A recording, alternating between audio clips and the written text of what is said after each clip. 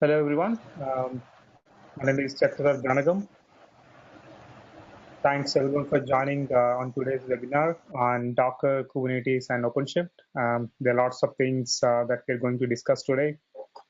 This is mainly focused on main stack developers, so Mongo, like Node.js-based development, but it can be relevant for other development activities as well.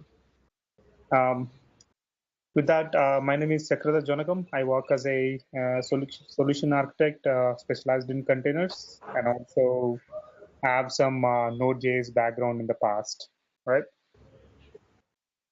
So this is our agenda for today.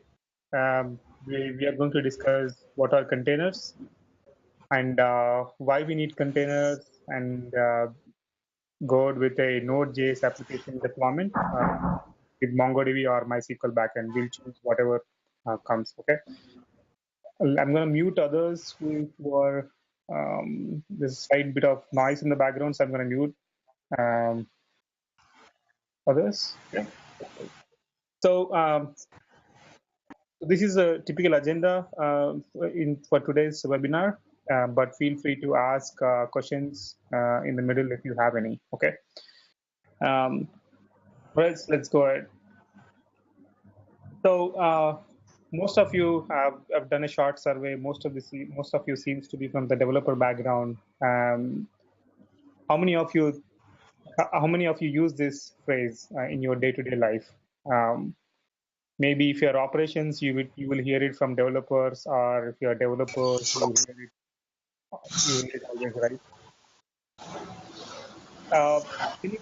Can everybody please go on mute if you're not talking? Okay.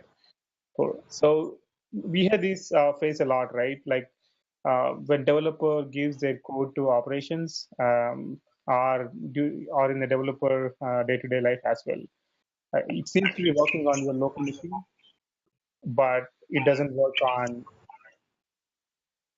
maybe QA or maybe production. All right. So can everybody please go on mute if you're not talking, because I'm getting an echo. Um, so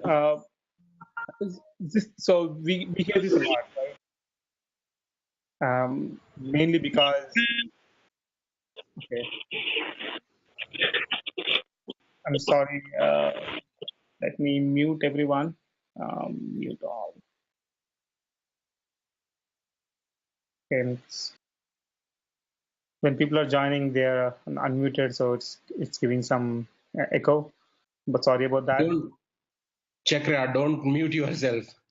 Yeah, I'm good. It did not mute my mic. Yeah. Okay. So we hear this a lot in our day-to-day life.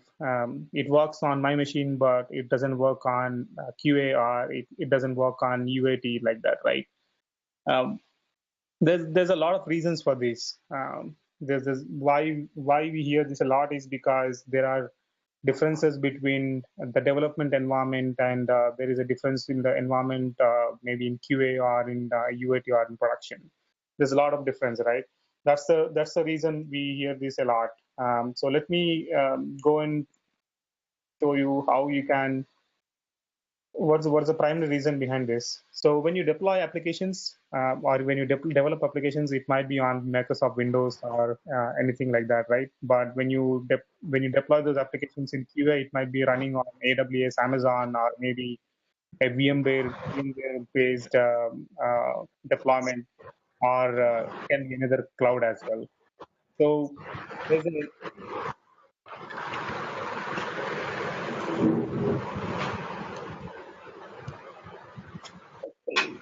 this is really annoying. Okay. So there's a lot of differences between environments. When we develop it, it might be on Windows, and when it goes to other environments, you see a lot of uh, differences between these environments, and that's why most of the things might be not working when you move the application. And you might be having different versions of your middleware across your environments. On dev, you might have a version v1, let's say Node 4.2.2, but maybe in QA you do have a different Node version, right? So there is a high possibility that things will break, and the coexisting environments as well. Like let's say on dev you have application A, B, and C, whereas in QA you might be having A, B, D application. So these differences in environments cause most of the breakings of most of the application disasters. Like it works on my machine, but it doesn't work on QA, right?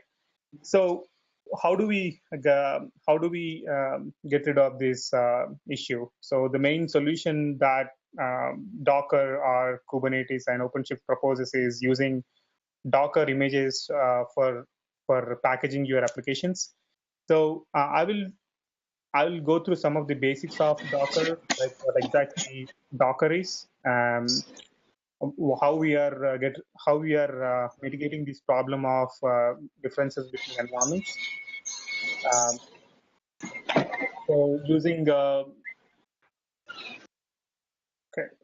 so using Docker solution. So Docker solution is basically in the old way. What you do is when you want to deploy an application, you have a operating system.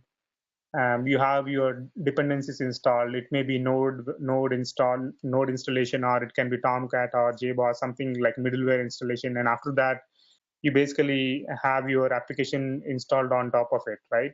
So this is how you do it in the like current situation, like current deployment, VM based deployment. This is how you do it. But what Docker does, or what Docker brings to the table, is it combines all of these into one single immutable image. So you basically combine everything: your operating system, your dependencies, and your application code or artifacts into one single immutable image. So what happens when you combine all of these three? You basically get a immutable image that can be moved across different environments without. So when the bits are same across all environments, the chance of breaking things is very less when compared to the VM-based deployment.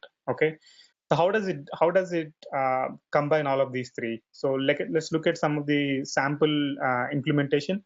So the way how Docker combines all of these three is basically using Dockerfile. It's like package.json, right? Like you basically have all the dependencies, like versions of dependencies, all of these things. In a similar way, how Docker works is it uses Dockerfile. It contains a base OS, which is basically like from a base OS. It can be a RHEL, or it can be a CentOS, or it can be anything, Ubuntu. Right? Um, so it can be RHEL, or it can be Ubuntu, or it can be CentOS, anything, right? Like from Linux, any Linux-based image. And after that, you basically have all your dependencies installed like this, like run, yum install, maybe Tomcat, or yum install, maybe Node.js. Um, so, or maybe apt-get install Node.js, like that. And then you basically add your application, that is my app var file, into some location where your app will understand.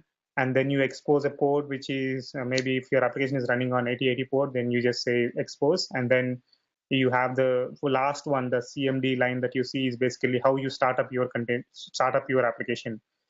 So these are all written inside a Docker file.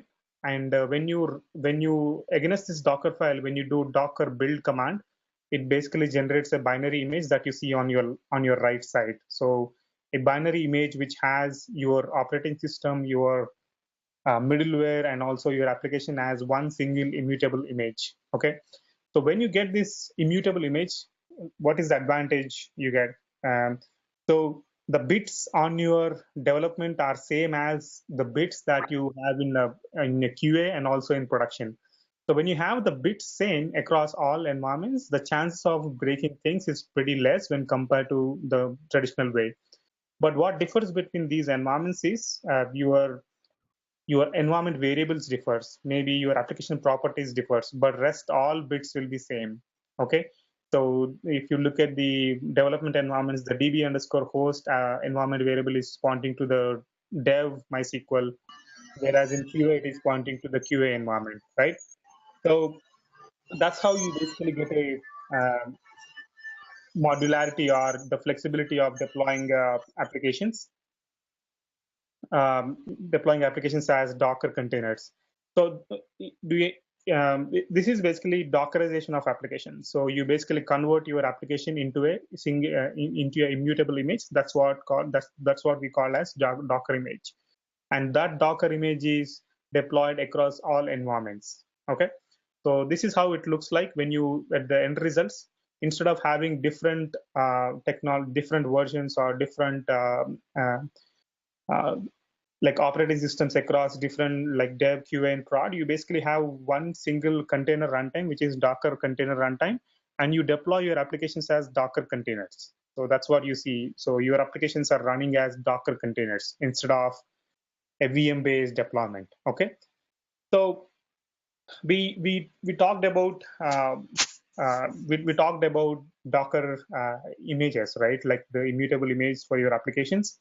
But what exactly like it is using on the operating system? Like how is it running your application on a host? Okay, so that's what we are going to dig in and see. So this is a typical deployment on an operating system. Yeah. Does anyone have any question? Okay. So let's take an operating system, which may be CentOS or RHEL, or it can be Ubuntu. So in case of Openshift is CentOS or RHEL. But on your operating system, applications run as Docker containers that you see. Like there is a MySQL container, there's a PHP container, a Tomcat container, and a Node.js application container. So these containers that you see on these operating system is nothing but simple processes. These are not really like a full-blown VMs, but they have got all the features of VM.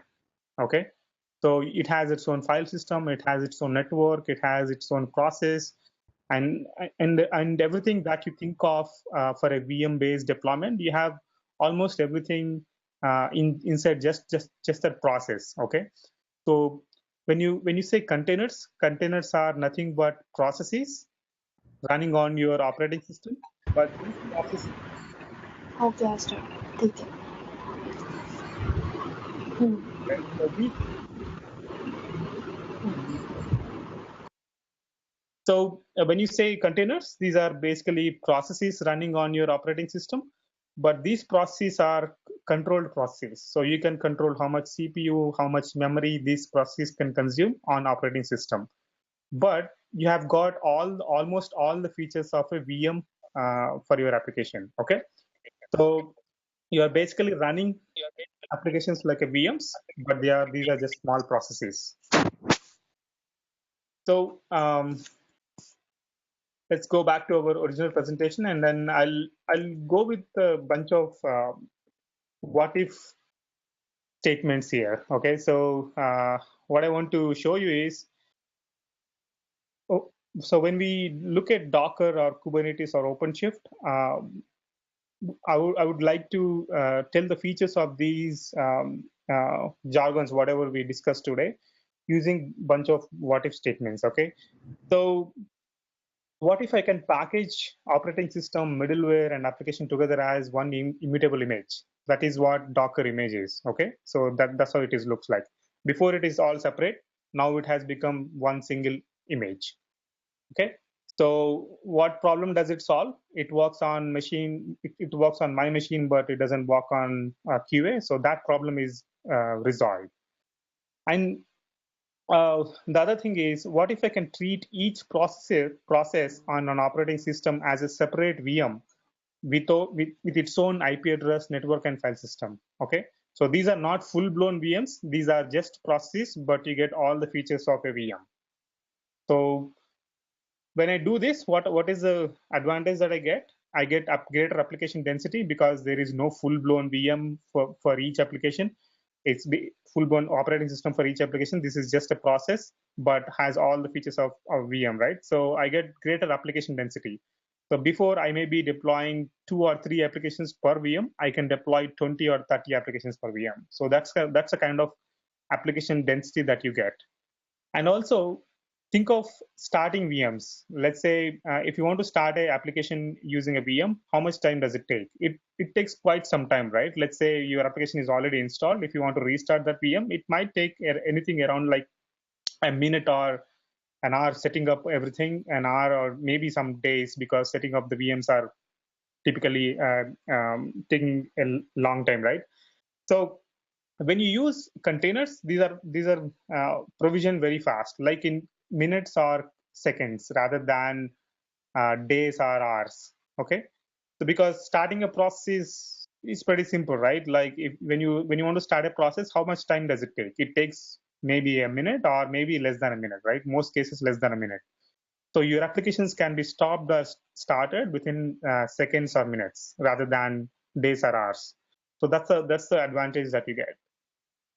And another what if I want to discuss here is, what if I can treat a whole data center as a single operating system? So this may not be relevant for a developers, but I'm going to focus more on developers in further slides. But I want to give a brief understanding of what exactly happens on the uh, deployment side as well. So what if I can treat my whole uh, our data center as one single operating system? That's what Kubernetes or OpenShift comes into picture. Okay, so we get a greater flexibility of deploying your applications and also scaling your application. When you deploy application and you want to scale that application to number of instances, you can scale them easily when you don't have the when you don't have to deal with a number of instances. Okay, so what I mean by that, I'm going to show you that in a demo. Let me mute everyone. Okay, so let me show you a demo. So I'm logged into a OpenShift cluster. So if I do OC get nodes, I have a bunch of nodes. Like I have 6 nodes, but to access to or deploy to these 6 nodes, I never have to log into any of this machine. All I do is I just talk to an API, and that API will go and deploy applications on any of these nodes. Okay, so wherever there is enough CPU, or wherever there is enough memory, it will go and deploy there. Okay, so that's the kind of uh, system that you get. Okay, now we discussed 2 things. One is creating a Docker image, and other thing is deploying that Docker image inside the cluster. Okay, so now let's go and create a Docker image and then try to deploy that. So I have a simple Node.js example here. So you can see my Node.js example. It has a package.json and a server.js file. That's it. Okay, pretty normal Node.js application. And this application is a REST API. When I hit the root endpoint, it just says hello world and then the host name on which it is running. Okay, and there is a health endpoint which says whether the application is healthy or not based on the value of this flag, healthy flag.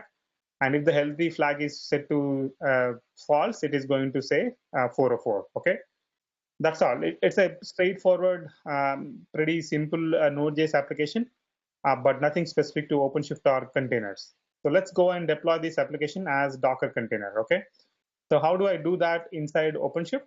Let me show you. So I'm inside OpenShift container orchestration platform. So when I said OpenShift, what exactly is OpenShift now? We discussed about Docker, but what exactly is OpenShift?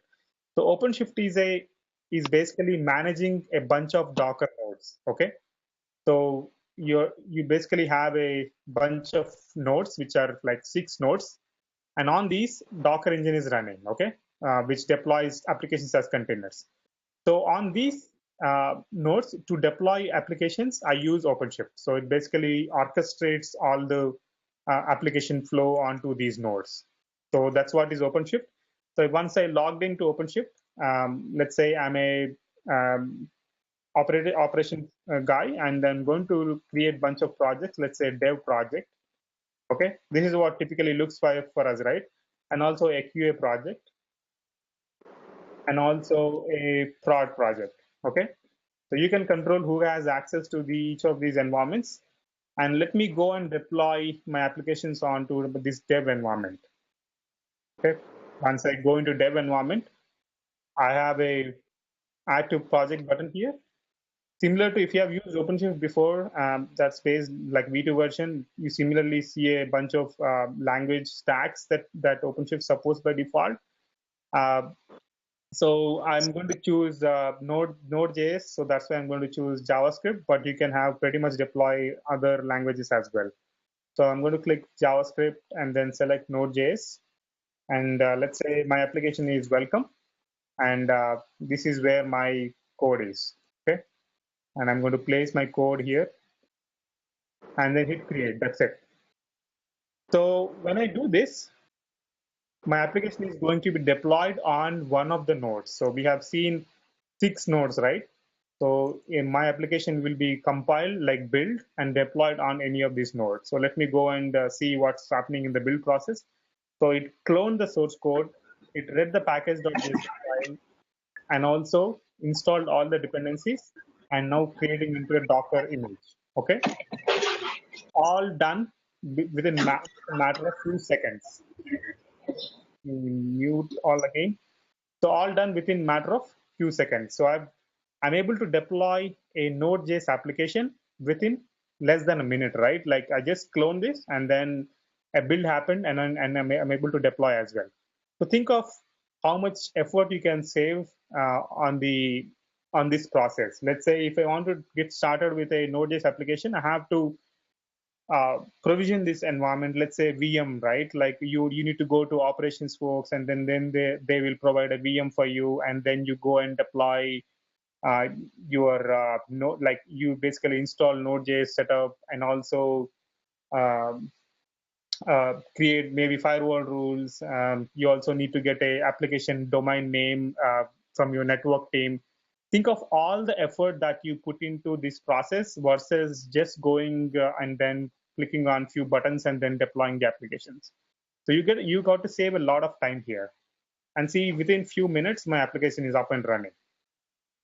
So this is my application. When I hit the root endpoint, it's going to say welcome, and then from wherever, this is the host on which this is running. Okay. So my application is running as a Docker container on any of these nodes. It may be running on any of these nodes.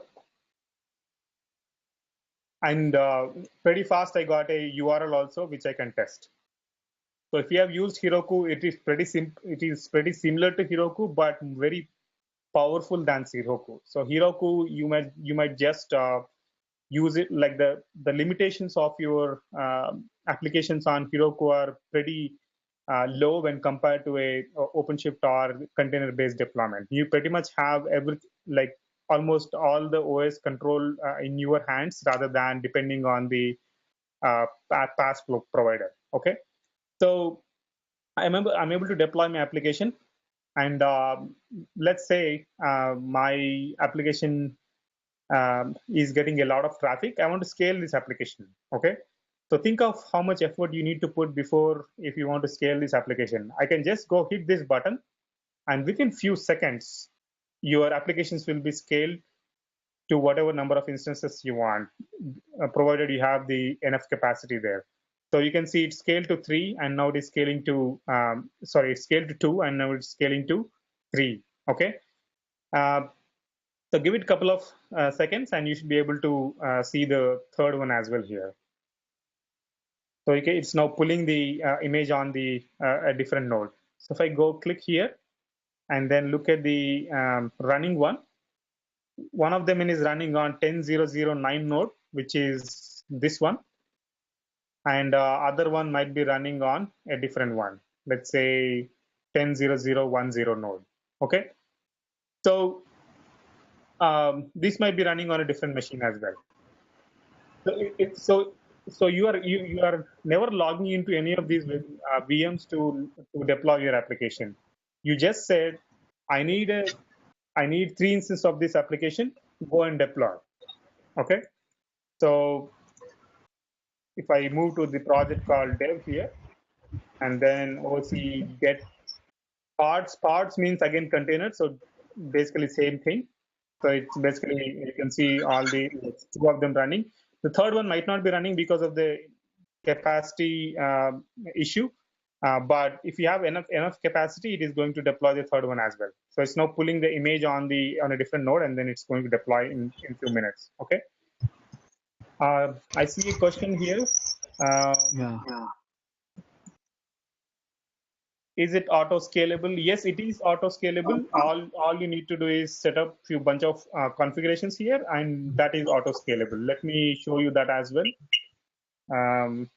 Let me mute all and show you that.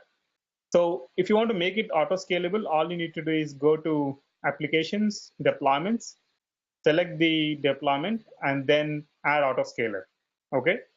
So if you click on this, you can say minimum number of instances that you want and the maximum number of instances that you want to run, and the CPU target at which you want to scale. Okay. So it will aggregate all the number of instances, get the average CPU usage, and if the CPU usage reaches this capacity, it is going to auto scale your application. Okay, so we will see that in a couple of seconds. So it's not getting deployed on a node because maybe because of the capacity issue, but you'll soon see a third one also deployed once you have enough capacity. Okay. So pretty easy to deploy and pretty easy to scale your application as well. Let's see, one more question. What you want to scale horizontally? So whatever auto scaling that we discussed is basically a horizontal auto scale, not a vertical auto scale. What if containers kernel version is greater than host machine's kernel version? So it's a good question. If the application itself is depending on a lot of kernel features, then you might run into issues. But if your application is not really dependent on any of these like kernel, most of the like hardcore dependencies on the kernel, your application is pretty much safe. You can run it. Okay. So what I mean by that is, if you are running, if your application is based on CentOS 6 and your host machine is on CentOS if your host machine is on CentOS 7, you can pretty much safely run your application. Or your host machine can be, let's say, a RHEL-based image, and your application is a Ubuntu-based image. It's totally fine. So you can run a Ubuntu-based application on a CentOS-based host operating system. It works. Okay. The same is the case vice versa. All it needs to is basically a Linux 3.1 greater than 3.1 kernel version. So almost all these are like latest versions are basically 3.1 greater than 3.1. So these all work. Any other questions? How does it load balance across nodes? I'm going to discuss that load balances part in a few seconds. I will also touch base on the AWS piece as well. Okay, so I will touch base on that. So I don't know why. I think I'm running out of capacity on this cluster. I have a lot of things running. Let me scale it down to 2. So I'll keep it clean. So let's say I'm going to discuss the load balancing piece in a minute. But before that, let me show you a few things.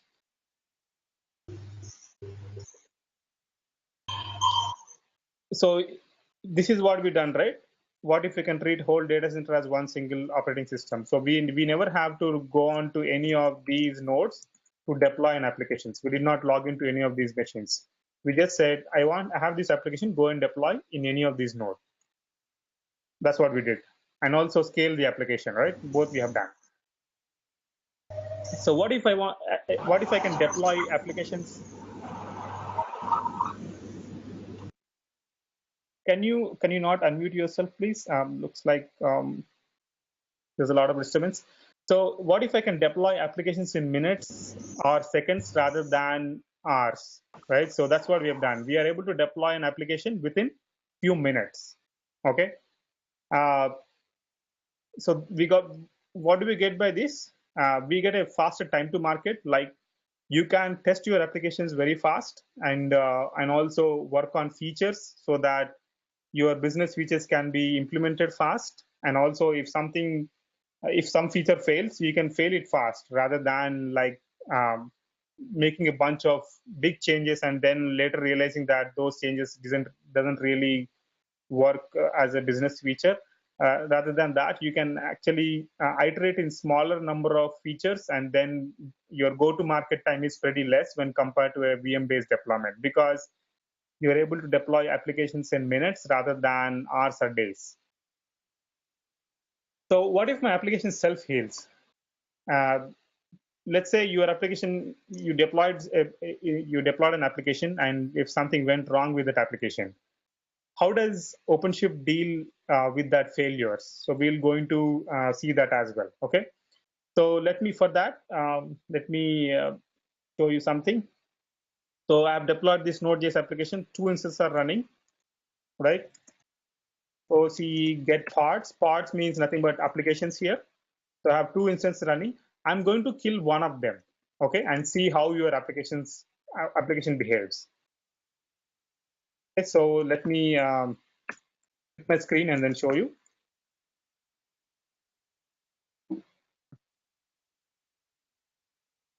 So I have one screen I'm going to show killing the application, and another screen we're basically going to run a for loop to get the REST API result. Okay, so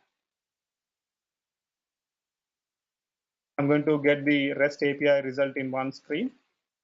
So this is my application. I'm going to sleep for maybe 0.5 seconds. Okay, so now you can see my application is giving results. Every time it responds, it is responding with one of the 2 containers, right? 2 applications. So once it is 915, another one is PHTU. The second one is PHTU, and again it is repeating because we have 2 instances of our application running, and these are load balanced automatically. Okay, how it is load balanced, I'm going to explain in a minute.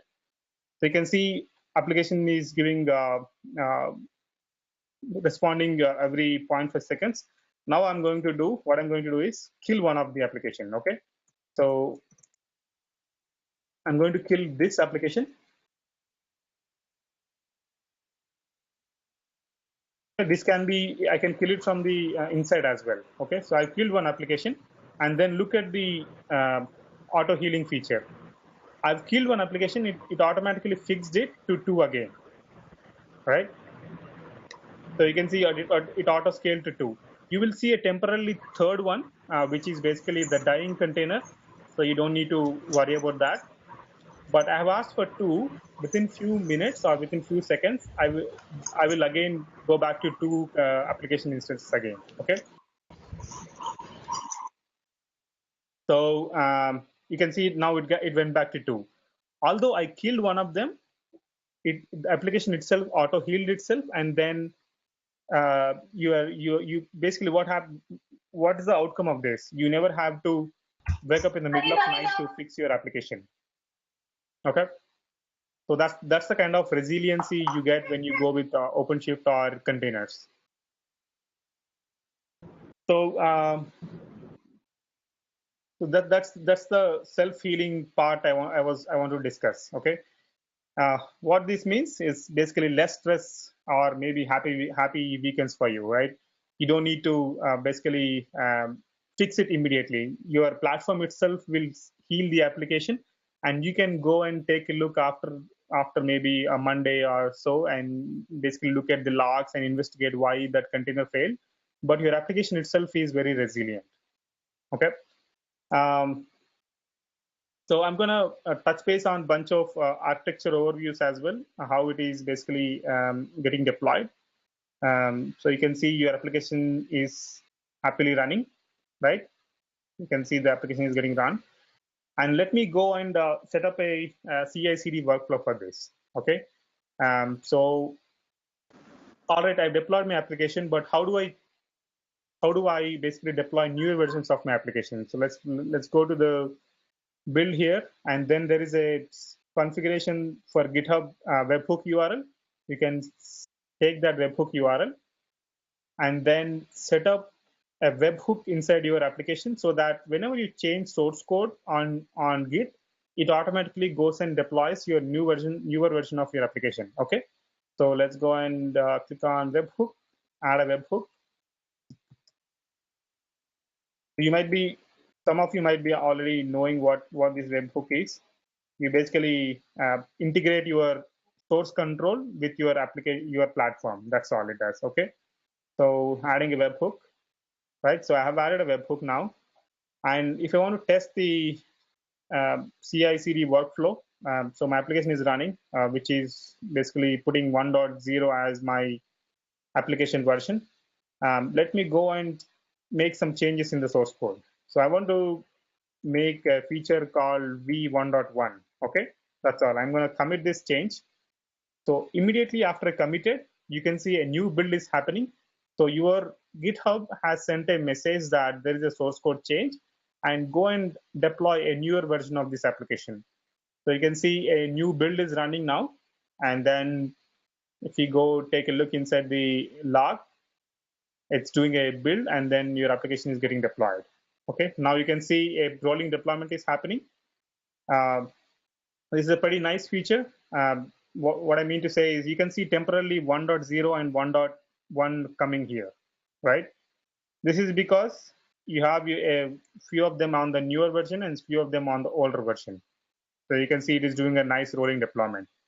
And mostly, if you have the right health checks in place, you will not see any interruptions in the traffic at all. So without interrupting your incoming traffic, you are able to deploy a newer version of your application. So think of that, how cool it is, right? That enables you to focus on your development rather than the infrastructure piece or the deployment pipelines, or how do I basically switch the traffic between your old version and newer version. All these pieces will be taken care by the platform itself rather than you doing it like manually. So you can see it's spending basically it's pulling up a newer version on a different node. Once that is done, it is going to deploy the application. So temporarily, you can see it is doing 0 and 1 both. So one is on older version and the other one is on newer version. Once the newer version comes up, it is going to kill the older version. Okay. Any questions on the deployment strategy or the deployment strategy or the rolling deployment that we have seen now? Okay, see one question, what if the max instances are greater than nodes? Will the nodes get automatically created? So when you run when you run applications as containers, it is not one container per node. It basically, you can run a bunch of containers, maybe depending on the size of your application, but you can run a large number of applications per node, right? So you might have enough capacity, but if you run out of capacity, it might not be able to deploy. It will basically hold on until there is more capacity. But the application density itself is very high when compared to a VM-based deployments. Okay, so like I said, just for an example, maybe you have 4 or 5 applications per VM, but in a containerized-based model, uh, you might be having 30 or 40 like that. So it's totally based on, like, you get a larger application density. That's what I mean to say. So let's see where these are running. Um, so if you want to see where these applications are running now, all you need to do is go see get pods. Pods means applications here, -o wide, and then it shows you. So the welcome application, these two are running, right? One is running on node 10 and another one is running on node 9. And there is a build that is running on that has already completed on node 10. So it's not like you have only one application, one container per node. You can run more than, I mean, a lot of containers on per node. Okay. This seriously has some like environment issue, but it does deploy in real, like in real environment. So this environment has some issue, I guess. That's why it's basically not able to pull it. Any more questions? What if we want to revert back the previous code base? Newer version gets deployed on the same node. So newer version might be deployed on the same node or might not be. So there is no such rule that your code will be always deployed on one node. It will basically depend on if you have a bunch of nodes based on the current CPU and memory load on a particular node. The Openshift scheduler will decide where to place the application. So it might go on the same node or it might not go on the same node.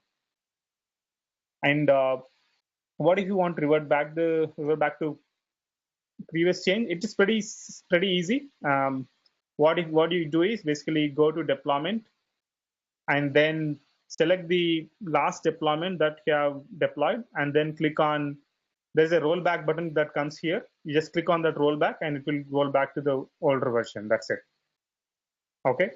So let me change this to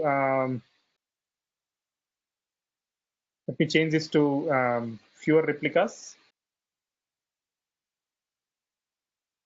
But we got the idea, right? Like you can deploy to a newer, older version as well. So you can use either OC rollout, which basically helps you rolling out. Like you can see OC rollout and then select the deployment, and then you can undo it so that it will go to a previous version. So OC rollout and the deployment name, and then undo, it will basically go to a older version that you deployed. Okay. You have 6 nodes. Can I restrict deployment to 2 specific nodes? Yes, you can definitely do it. Let me show you how to do it. Let me cancel this out. So I have one environment. So let's say this application is very CPU intensive, and only few of the nodes have good CPU, and I want to restrict these applications to be deployed on only those nodes. How can I do it? OC get nodes. These are the available nodes.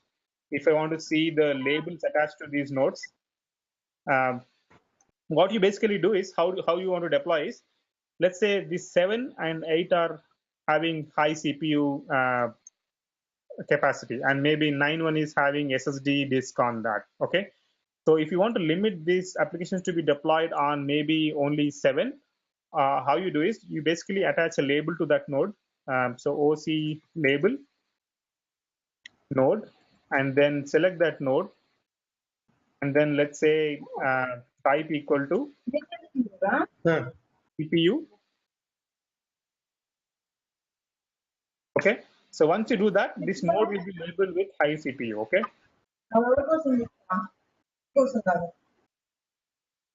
Okay. So once you have this label, all you do is you will use this label for deploying this application on this particular node. Okay. So before we select that, let's go and see where these pods are running now. If we do OC get applications, that is nothing but pods, and then wide. Currently, the welcome application is running on node 9 and node 10, right? But our intention is to run this application on only node 7. So how do I do that? Just copy this label, go to deployment of this application, right? And then edit YML. In the spec that you see here, all you do is create a node selector label here. Okay, so node selector, and then type equal to high CPU. So when you do this, it goes and deploys this application on only node 7, because we have that label only on that particular node. Okay, so let me go and see again if those changes got applied. Node selector, you can see there's high CPU. So now if you look this application again, so those applications are going to be migrated from 9 and 10 to node 7. Okay. So there will be a new deployment happening. So you can see a new deployment happening because we asked it to be deployed on only those on the seventh node only. Provided seventh node has enough capacity to take these workloads. Seventh node might be running a bunch of other applications, so it might not be able to take that workload.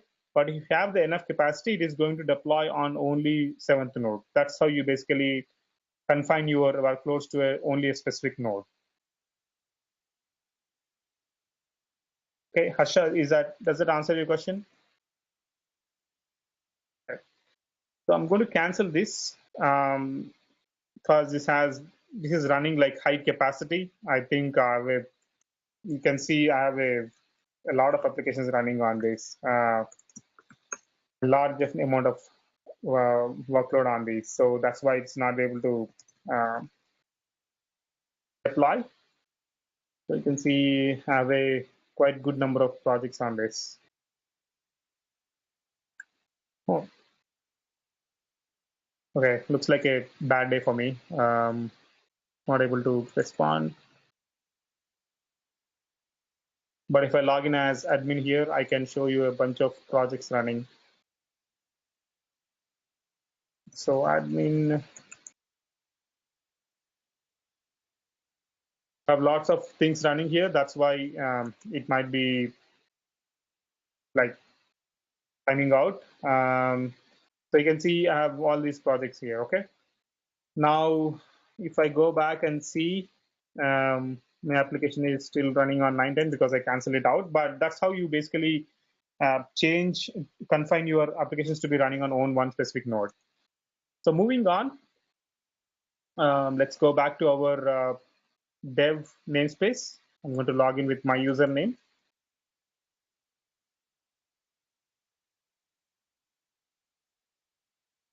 So I'm in dev now. I'm able to deploy my application and also scale that application and then look at the resiliency features of applications and all these pieces, right? Now let's go and apply some resource limits on this application. So I can go to deployments and then basically confine the amount of CPU and memory this application can consume. So if I go to edit resource limits, I can confine these applications to be consuming only, let's say, a 100 millicores, and maximum is 200 millicores, and then only 50 MB minimum memory, and also let's say 100 megabytes maximum memory. Okay, so these applications will not use more than the amount that we specified here. So it is going to use only that much memory. Okay. Um, I'm also going to remove the node selector because it looks like that's causing not to deploy the application. So I'm going to take that out for a second. Okay. So when the next time it deploys, it basically deploys with that constraints. Whatever constraints that we put, like this much memory and this much CPU, it will not cross that particular amount of allocation. So this looks good. What we want to do is this Node.js application, we want to link it with a MySQL backend or maybe a MongoDB backend. How do we do that? Let's go and deploy a MySQL. Click on Add to Project, select Data Stores, and then look for MySQL here. So you can see a bunch of MySQL examples. So there is MySQL ephemeral and MySQL persistent. I'm going with MySQL ephemeral. So I can choose MySQL service name, username, let's say app user, and password is password, just for the sake of easy deployment. So that's all. So I've selected this MySQL template and then hit create. So I got all the details. So this is my MySQL connection string, and then app user and like password for this MySQL connection. So within few seconds, I'm able to deploy a MySQL as well. So give it a couple of seconds and you should be able to deploy a MySQL instance too. So it is now bringing it up.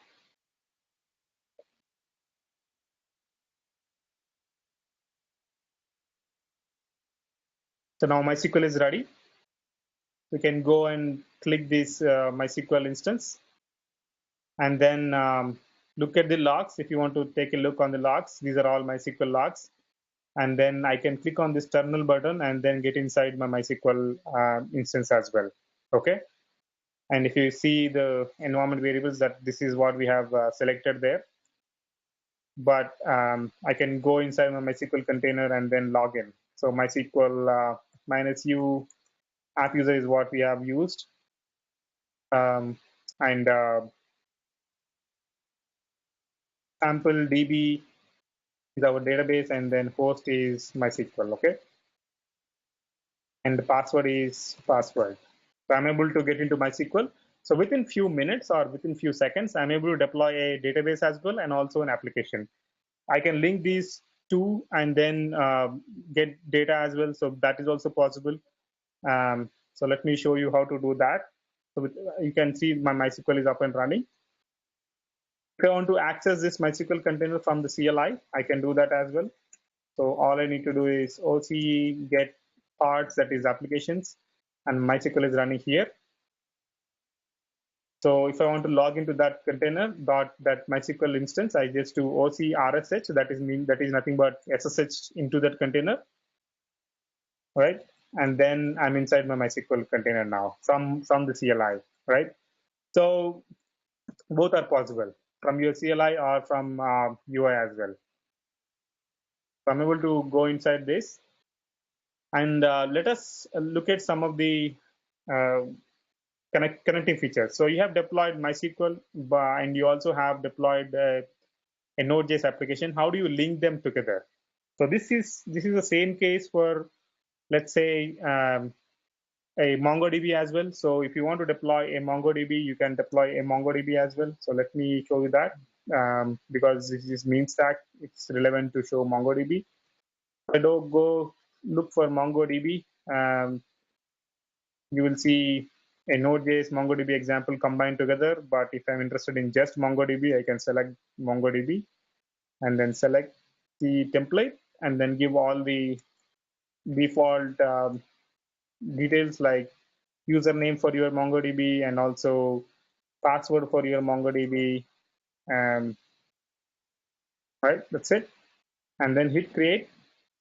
And you get a MongoDB connection URL that you can use inside your application. So now it is deploying a MongoDB application. Within few seconds, you should be able to see a MongoDB as well. So the whole power that I want to discuss is like the ability to deploy applications faster and scale them very efficiently without having to spend a lot of time, so that you can just focus on your business rather than other infrastructure pieces. Okay. Now let's see how do we link these applications.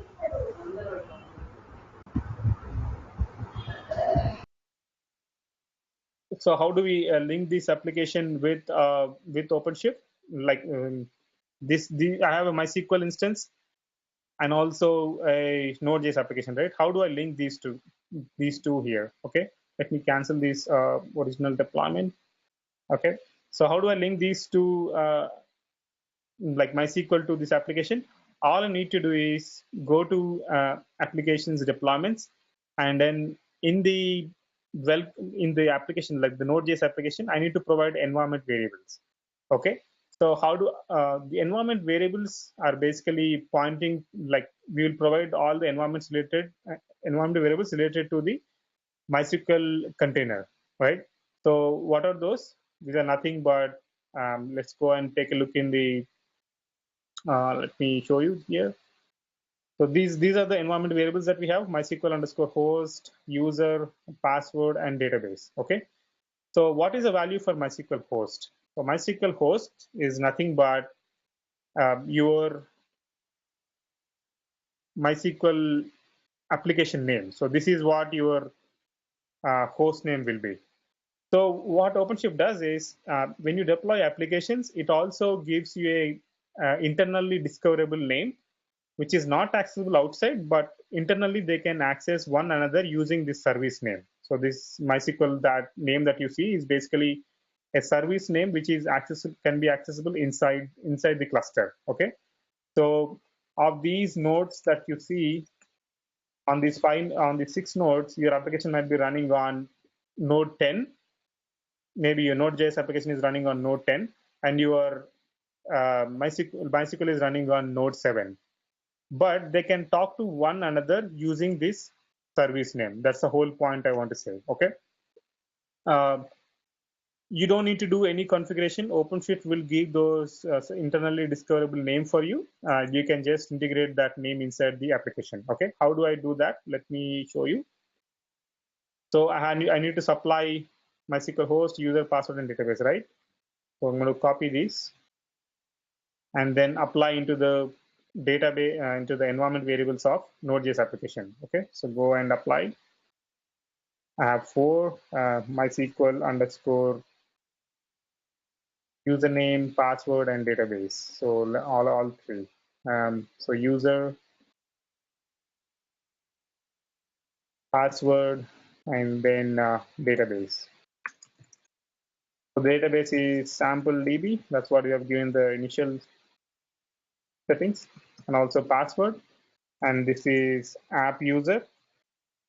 And the host name is nothing but MySQL itself. That's what we use for the service. Okay. So click save, and your applications will be redeployed because you change the environment variables. Okay. So once this gets deployed, it should be able to talk to this MySQL container, right? So pretty simple to integrate your applications inside cluster. All it needs to do is provide the right environment variables, and they should be able to talk to each other inside the cluster. So I have some strange issue with this deployment. That's why it's not able to talk, but I can show you, like, go inside this container and then click on terminal. And if I do ping MySQL, I don't have ping. I can just say curl MySQL on what is the default port. MySQL default port is what? 3306, right? So if I go here and then do a curl MySQL 3306, it waits on that. Maybe it's not accepting the connection, but if I do a different port, so there is no host, but if you use 3306, it's basically hanging there, which basically shows that there is a connectivity between these two containers. Of course, it needs to accept that on the 3306, it's not accepting. If I could have done ping, but there is no ping. Ping is not installed on this container, so it's not able to install it. Okay. So from this machine, from this container, we are able to talk to the MySQL container. Okay, using the service name. That's one aspect of it. And let's say you don't want to do the application deployment on, like, creating Docker images deployment on OpenShift. You want to do it outside OpenShift and deploy those application images onto OpenShift. You can do that as well. So let's go back to our basics. I have the Node.js application here. This is my Node.js application, right? And I want to create a Docker image out of this Node.js applications. Pretty straightforward. So let me show you that, how to do it. So this is on a different branch. Okay. So all you need to do is create a Docker file here. Okay. So what does this Docker file contain? It contains from whatever node that you want to node version that you want to create this application from. So from Node.js version 4.2.2, from this base image, add my source code, do a npm install, and then run this command called npm start. So when you do this, it is going to create a Docker image out of your application. Okay, let's go and do that. So Git branch, I'm on master. Let me check out right branch. This is add Docker branch. Okay. Now if I do, I have a Docker file, same file that you see here. Okay. So how do I build a Docker image out of this? All I need to do is Docker build -t and give it a name. Let's say my Node.js app, and then point to the root folder, like current folder. What this does is it is going to, you can see the build is happening now. It basically read the from Node.js base image 4.2.2. It read the package.json file, and then it installed all the dependencies and created a application image out of it. Now, if you want to see the application image, all I need to do is Docker images. It shows me my application image. I have a lot of stuff here, so I'm going to just say node. So this is what I gave for Node.js app. So let me filter with that. So if I do grep for that, you can see I have a Node.js application, which is about 646 MB. Okay. So you might be wondering how this is pretty low. Node Docker images uses the layer architecture, and also the size of the application images are pretty small when compared to a VM-based deployment.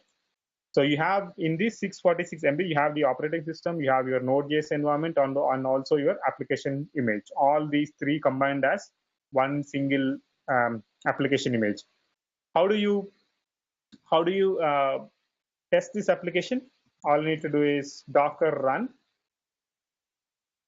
and then maybe expose. My application is running on 8080 port. So what I'm going to do is expose the application 8080 port, the container 8080 port onto my host 8080 port, and then run this application. Okay. So you can see my application is running on 8080 port now. Now, if I go back to my browser and then type 8080, my application is up here. Okay. So this is how you develop Docker images for your Node.js application. Okay. So just to recap, what we have done is we have a Node.js application. In order to Dockerize this application, or in order to make a Docker image of this application, what we have done is we have created a Docker file. So this Docker file looks like this. It has a from configuration where from Node.js 4.2.2 version, add my source code, do the install, and then this is my command to start the application. So that's what you say inside the Docker file. Once you have the Docker file, all you do is Docker build, and then you get a Docker image, and then after that you basically did a Docker run. Okay, so that's what you have done here. Let me also show you, if you want to see how your application is running, do a Docker PS, just like it's like top for your Docker engine. So if you do Docker PS, it says my Node.js application is running here, and the container 8080 port is mapped to localhost 8080 port. That's it. Okay. Um, you can choose a different port here, 8081 also. If you have port conflicts, it's totally fine. So once I have this Docker image, once I have this Node.js Docker image, I can push this Docker image into a registry. Okay, so what I mean to say is, you basically, when you take an example of npm, right? If you build a npm package like npm module, you push it to npm registry, right? In the same way, uh, if you created a Docker image, you can push it to a Docker registry. All right. So what you do is you basically need to tag it with the respective wherever your npm registry is. So I'm going to tag this image to my Docker hub. That is nothing but the public npm registry type of thing for Docker. and I'm going to say Node.js app, and then give it maybe some version, right? I gave a version, and after that, I just need to tell docker push and give the full address here. So what this does is it's going to take your Docker image and then push it to a external Docker registry, just like npm registry. Docker also has a registry, the public registry. So now it is pushing your application to a Docker registry. So once this is pushed, now I'm going to deploy my applications from the Docker Hub. So let me do that. Once the push is complete, I'm going to take that and then deploy on Openshift. Okay, now I got the deployment is complete. Now if I go back and click on add to project and click on deploy image and then select the second option and give this whole URL. So from docker.io, which is the public npm kind of registry for Docker images, deploy my application. This is my Node.js application. Right, so and give it a name from Docker Hub. Okay, and then hit create. That's it. What this does is it goes to Docker public Docker registry, pulls that application image and deploys inside your Openshift cluster. You can see it's now pulling the image from Docker Hub. Sorry. Once the pull is complete, it is going to deploy the application. Okay, so you can either build your Docker images inside Openshift, or you can build your Docker images outside Openshift as well. It's totally both ways are supported. So give it a couple of seconds and should be able to come up here. So I saw one question. Expose code written in Docker file is different. So I exposed two ports. One is a debug port and the other one is the application port. So maybe you are seeing those two. We are using TFS CI/CD with Docker and Kubernetes. What are the benefits we get from OpenShift? So the main difference between Kubernetes and OpenShift, not really difference. OpenShift is written on top of Kubernetes. So if you are using OpenShift, you are really using Kubernetes. But what value add that you get on top of Kubernetes is basically the developer lifecycle. Kubernetes is mainly dealing with scheduling aspects of your applications, whereas OpenShift deals with application development lifecycle as well. Let's say you want to deploy applications on your Kubernetes cluster, and you never have to you never have to write a Docker file. So if you have seen in the first demo that we have done, you did not write any Docker file or Docker like anything commands type, right? We just gave save source code and everything is converted into a Docker image and then deployed. So if you don't want to write Docker file or spend time on that, you can just use OpenShift to deploy your application. But it also supports pure Docker images as well. So you can start from source code or you can start from Docker images. Both are supported. And the other advantage that OpenShift provides is basically the security aspects of the side. OpenShift has a lot of security enhancements on top of Kubernetes. If you looked at the Kubernetes latest release, where it has support for RBAC, like role-based access control, this was part of OpenShift that is contributed there. So all these features are already built into OpenShift, and there is an integrated registry that you have, and also networking aspects, and also security side and developer focus. All these are added on top of Kubernetes to make it enterprise ready. So whatever you have for Kubernetes plus the developer features and security features that you add. So that's what OpenShift is. Is it to build Docker image through OpenShift? Can we push it to Docker repository too? Yes. So whatever Docker image that you get inside OpenShift is pure. Like when you build the application inside OpenShift, you get a Docker image. that Docker image is a pure Docker image. You can push it to external registry, or maybe you can pull it to your local machine and then run it. So it's totally possible.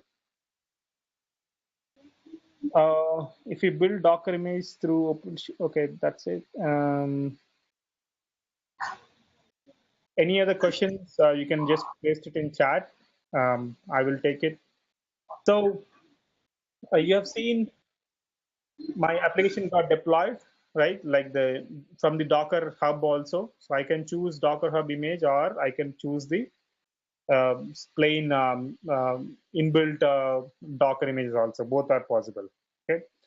Now, one other cool feature that OpenShift provides is the traffic split feature. Let's say this is my older version of application and this is my newer version of application, right? This I built, but the same application, same Node.js application with two different versions. Okay, so this is my new one. This is my old one. What if I want to split traffic between these two versions and see how my customer is using it? If I think that if the customer is happy with my new feature, I'm going to release it for everyone. But before I release it to everyone, I want to make sure I want to give it to only a part of the customer base. So how I can do it? So this is my production URL, and this is my old URL. What I'm going to do is split the traffic for my production URL. So this is my production URL, and then go and click on edit. And then I can split traffic between these two services. So I can select my newer version. I call it, let's say, 50 to the older version and 50 to the newer version, and then save it. Okay. So when I do this, my traffic is split between these two versions. You can see it, 50 to older one and 50 to newer one. So think of the amount of work that you have to do in order to achieve this kind of. So you can see on the sorry. So you can see traffic is split. And let me go and do some curl command so that you can see the traffic flowing through that. Give me a second. So I take this production URL. On the CLI, I'm going to say for one, it is 1.0. If I do it again and again, your application is coming from two different versions. See, 50% it is coming from your older one, and 50% it is coming from your newer version. Okay, so that's why, because you have split the traffic between these two 50%. So think of the amount of work that you need to do in order to achieve this kind of automation. There's a lot of effort that needs to be done, or a lot of tooling that needs to be done in order to um, do these partial canary deployments as well. Any more questions? Can we control replicas to which particular node it need to set? Yes, we can. Like I've shown you, you basically do a node selector, and then it goes on, sits on only on those. You can do affinity rules as well. Like you want your applications to be distributed across nodes, not just on one node. You can do that as well. Like it's called anti-affinity rule. Or affinity rule is where your application needs to be deployed like side by side with other applications. So you can do that as well. So you can pretty much do a complex scheduling on the on your application deployment strategy.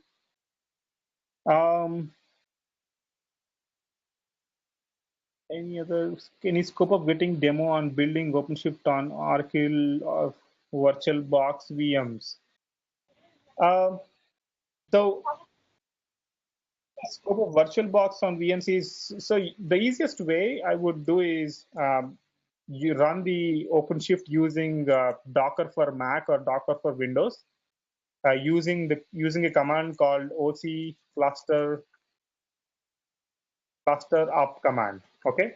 So once you have Docker for Windows or Docker for Mac, like you see this, right? So install Docker for Mac or Docker for Windows, and then download the binary called OC. And once you have that, all you need to do is OC cluster up. That's it. So that will basically create a local OpenShift cluster on your machine. That's the easiest way. I would not go with the VirtualBox based approach because it consumes a lot of CPU on your machine rather than like simple method of OC cluster up. Um, but there are solutions to use VirtualBox as well. So if you want to take a look, you can look at Minishift that basically deploys on particular VirtualBox or the OpenShift CDK, the Container Development Kit as well. Both of them support the VirtualBox based deployment.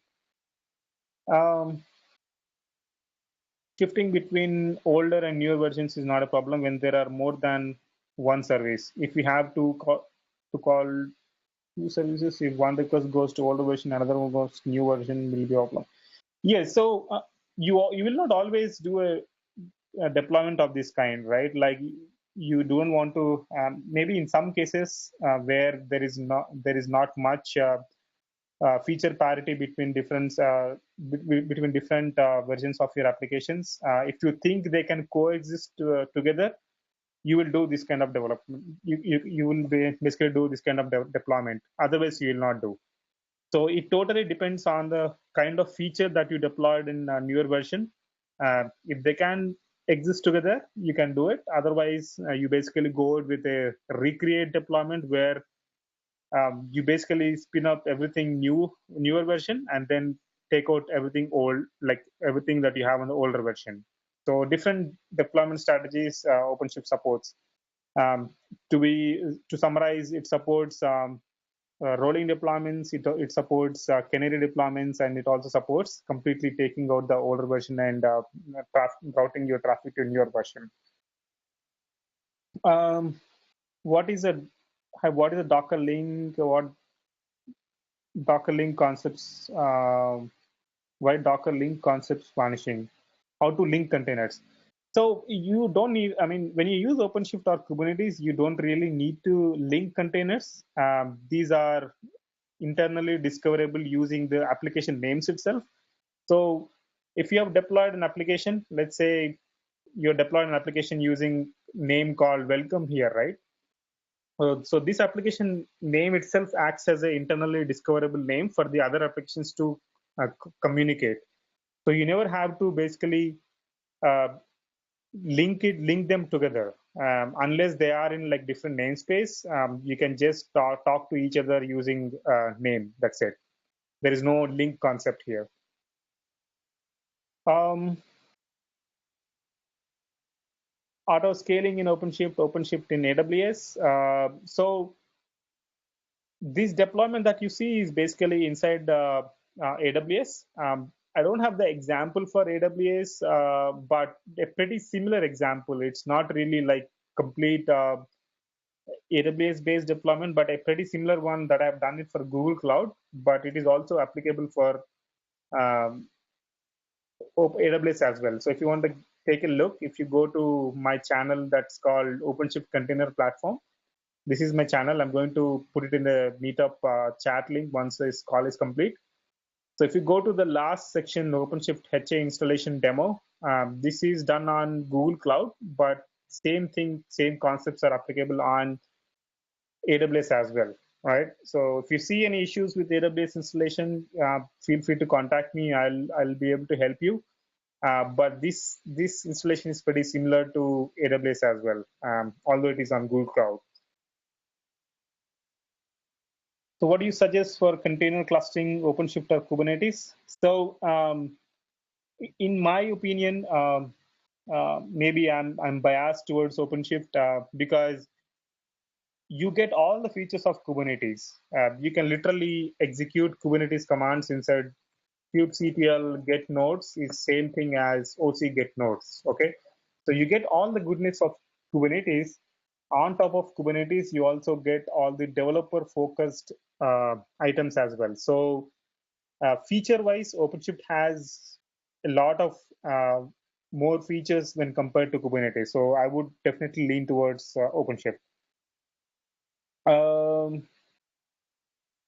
So if you are a starter with Kubernetes or OpenShift, OpenShift is pretty easy to start with. Like, I mean, setting up setup wise, OpenShift is pretty easy. All you need is OC cluster up, but also Kubernetes itself has been evolved a lot in the past few months to get started. So if there is a project called Minikube, if you want to try Kubernetes, if you want to try OpenShift, you can just use the OC cluster up command to basically spin up a local OpenShift cluster. Both are same. Only thing is OpenShift has more features. That's it. But otherwise, you can get started with any of these two.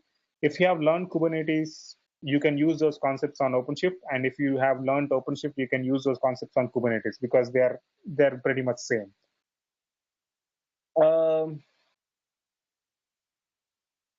How can you please share the YouTube link here? Definitely, I'll share.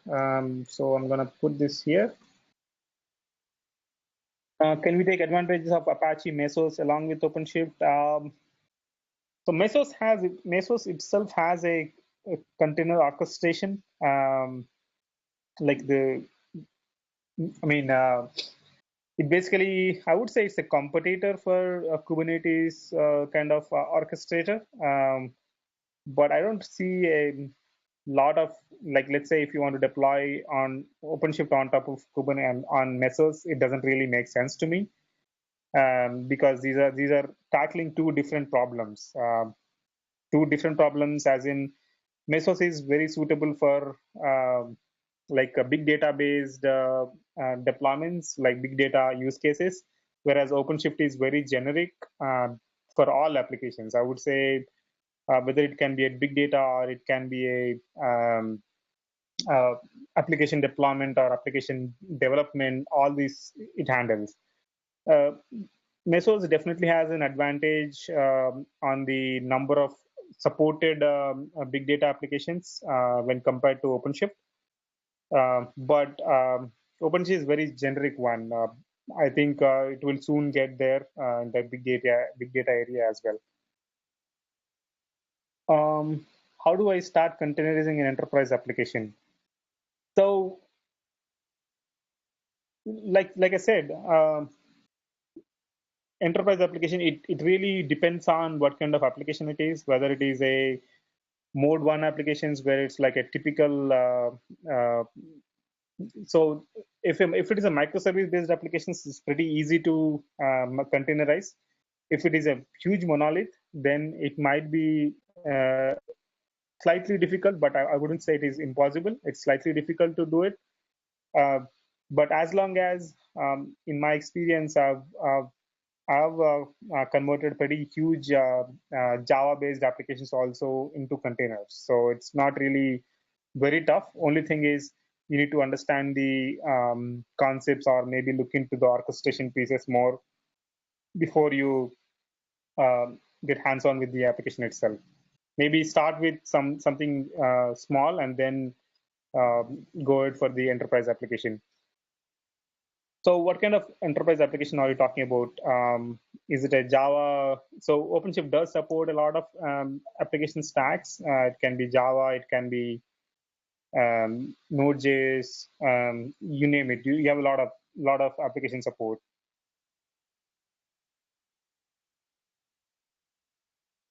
So any more questions? Or any do you want me to elaborate on the enterprise application containerizing enterprise applications?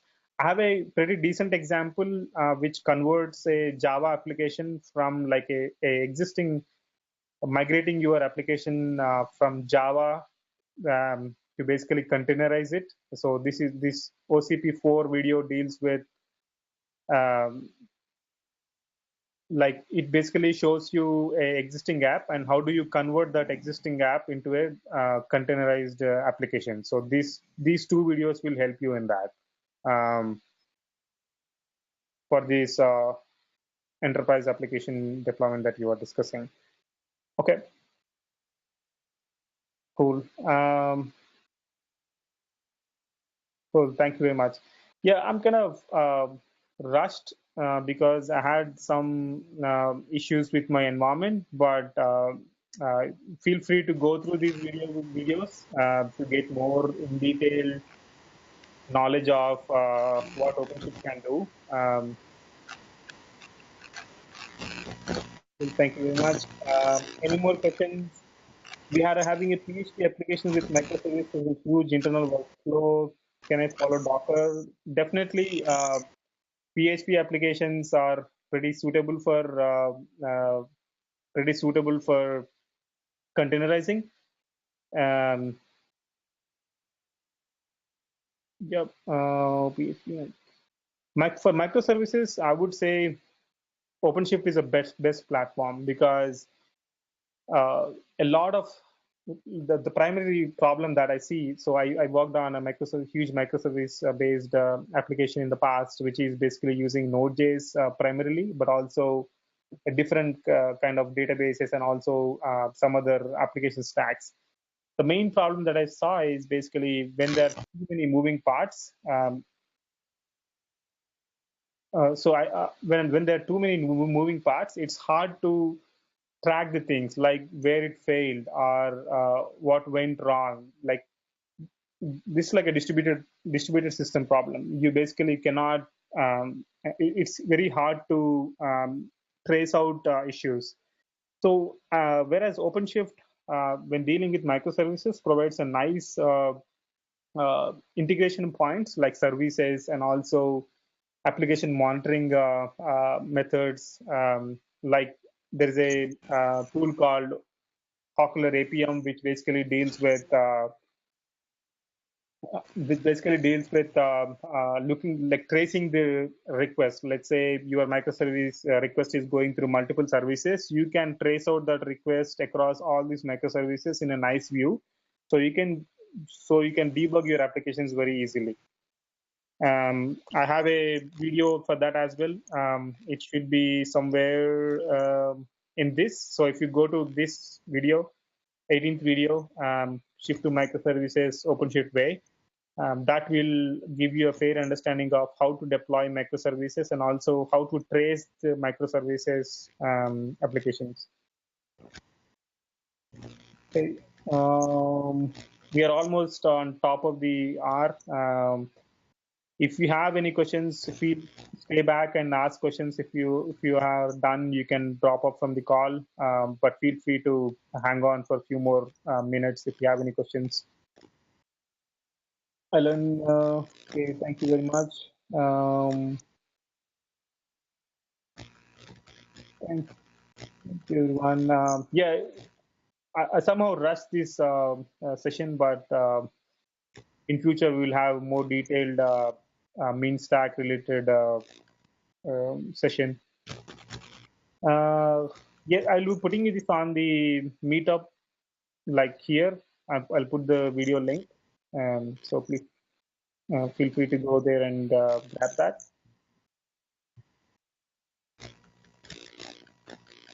Okay. Um, Let me go through these videos for a second. So the first covers what is Docker, Kubernetes, and OpenShift. The second one covers how to set up OpenShift cluster on your local machine. Third one covers how to deploy applications on OpenShift. Fourth and fifth basically cover how to take an existing application and migrate it to OpenShift, or how to basically containerize that application. Um, Sixth one, how to scale, like auto scale and also manual scale and applying health checks. And seventh one basically deals with resiliency of the applications, like how do you make sure your application is always available given the flaky environments also. And also CI/CD process, which is pretty interesting piece. You can use Jenkins to set up a CI/CD process, which I haven't covered in this video, but in this webinar, but if you go to this video, it covers the web, like integrating Jenkins with your OpenShift workflows. Um, and this one deals with how do you integrate applications inside the cluster. Um, and this is basically a lot of examples that you can see, microservices or Kafka, uh, like application monitoring. All these are covered in these videos. So feel free to go and take a look on this channel.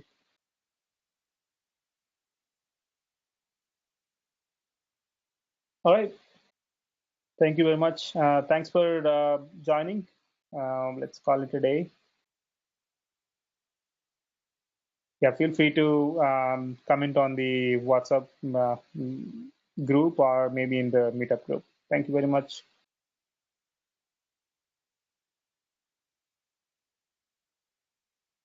Okay, I see one question.